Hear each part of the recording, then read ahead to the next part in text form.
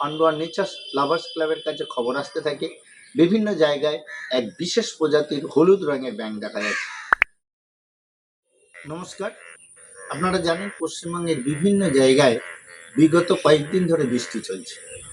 পান্ডুয়াতেও কাল রাত থেকে অবিশ্রান্ত বৃষ্টি চলছে।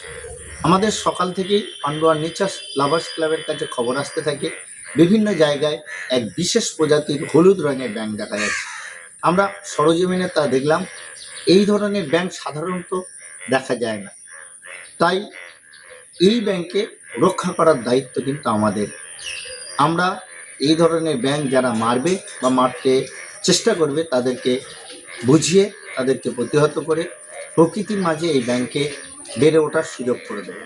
আপনারা জানেন ব্যাঙ একটি প্রকৃতির ভারসাম্য রক্ষার ক্ষেত্রে একটি গুরুত্বপূর্ণ প্রাণী। তাই আপনাদের কাছে বিশেষ আবেদন, এই ধরনের ব্যাঙকে রক্ষা করুন এবং তাদেরকে তার নিজ বাসস্থানে বাস করতে দিন।